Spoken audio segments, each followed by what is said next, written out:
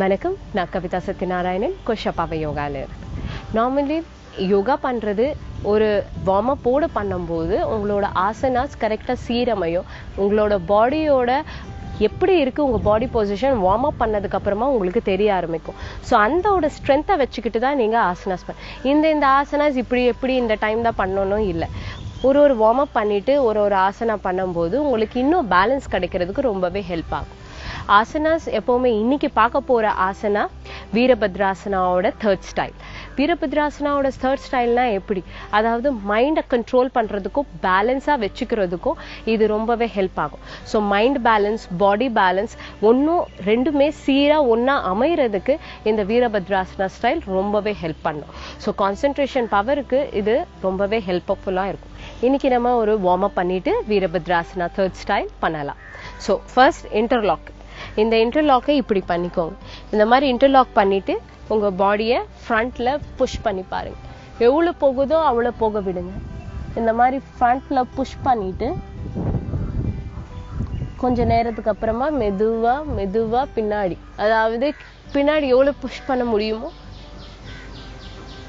Push பண்ணுங்க. இன்னொரு தடவை மெதுவாக ஃப்ரண்ட் பொசிஷனை, கை எவ்வளோ மேலே போகுதோ அவ்வளோ கீழே உங்களால் போக முடியும். அண்ட் மெதுவாக நீங்கள் வந்து ரிலாக்ஸ் பண்ணலாம். இப்போ நம்ம வீரபத்ராசனாவோட தேர்ட் வேரியேஷன் எப்படி பண்ணலான்னுட்டு பார்க்கலாம். ஃபர்ஸ்ட் உங்களோட பாடி நல்லா ஸ்ட்ரெயிட்டாக இருக்குதான்னு பார்த்துக்கோ. பார்த்ததுக்கு அப்புறமா உங்களோட நமஸ்தேவை ஹார்ட் சக்ரா கிட்ட வச்சுக்கிட்டு மெதுவாக அதை முன்னாடி தள்ள பாருங்க. முன்னாடி தள்ளும் போது ஞாபகம் வச்சுக்கோங்க, உங்கள் மார்பு பகுதியை முன்னாடி தள்ளுறதுக்கு ட்ரை பண்ணு. அந்த மாதிரி பண்ணும்போது உங்களோட அடிவயிறு உள்ள அமுங்கும். இந்த மாதிரி அமுங்கும் போது இட்ஸ் ஈஸி, உங்களோட ஸ்பைன் இரெக்டாக இருக்கிறதுக்கு தெரியும். இல்லைன்னா கூன் விழுறது ஈஸியாக இருக்கும். ஸோ கூன் விழாமல் இருக்கிறதுக்கு உங்களோட செஸ்ட்டை முன்னாடி தள்ளுனா ஷோல்டர்ஸ் ஓப்பன் ஆகும். ஷோல்டர்ஸ் ஓப்பன் ஆகும்போது உங்களோட நமஸ்தேவை முன்னாடியே கொண்டு போகலாம். போகும்போது மெதுவாக ஒரு காலை மட்டும் நீட்டுங்க. இவ்வளோதான் டிஸ்டன்ஸ் முடியுதுன்னா, கம்மி டிஸ்டன்ஸ்னா அதுலேயே மெயின்டைன் பண்ணிக்கோங்க. பிகினர்ஸாக இருந்தால் டெய்லி ப்ராக்டிஸ் பண்ணிகிட்டே இருந்தீங்கன்னா உங்களோட கால்கள் மேலே மேலே மேலே மேலே தூக்க முடியும். அண்ட் மெதுவாக நீங்கள் உள்ளே வந்துடலாம்.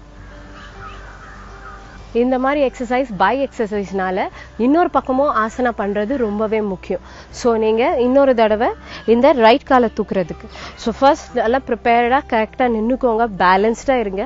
உங்களோட கையை இங்கே வச்சுக்கிட்டு முன்னாடி போகும்போது புஷ் பண்ணிட்டு முன்னாடி போகும்போது காலை மேலே எடுத்துடுங்க. எவ்வளோ எடுக்க முடியுமோ எடுங்க. அண்ட் மெதுவாக நீங்கள் உள்ளே வந்துடலாம். 3 seconds நின்று ப்ராக்டிஸ் பண்ணுறதுக்கு பார்க்கணும். ஸோ நார்மலி பிகினர்ஸாக இருந்தால் ரெஸ்ட் பண்ணலாம். இல்லை ப்ராக்டிஸ் நல்லா வருதுன்னா டெஃபினட்டாக உங்கள் கால்கள் மேலே போகிறதுக்கு ஹெல்ப் பண்ணும். அண்ட் மெதுவாக நீங்கள் உள்ளே வந்துடலாம். டெய்லி ப்ராக்டிஸ் பண்ண தான் உங்களுக்கு பேலன்ஸ் வரும்.